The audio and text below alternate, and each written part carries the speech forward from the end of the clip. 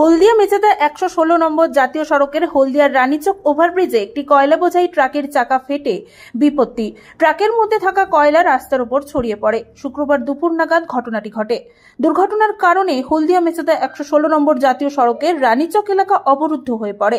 সারি সারি ট্রাক এবং গাড়ি দাঁড়িয়ে পড়ে। ঘটনায় গুরুতর আহত ট্রাকের চালক এবং হেল্পার। উদ্ধার করে স্থানীয়রা চিকিৎসা কেন্দ্রে নিয়ে যায়। ঘটনার খবর পেয়ে ঘটনাস্থলে পৌঁছয় হলদিয়া থানার পুলিশ।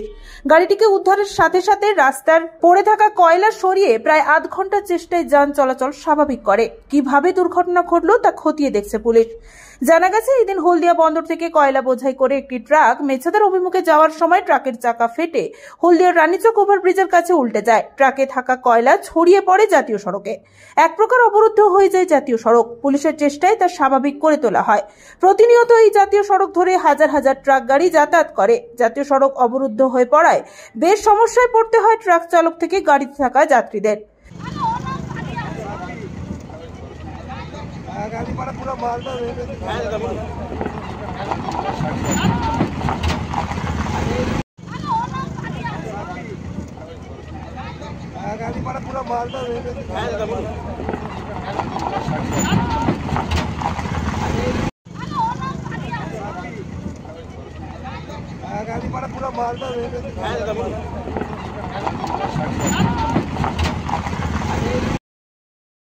ব্যুরো রিপোর্ট, খবর BCBS।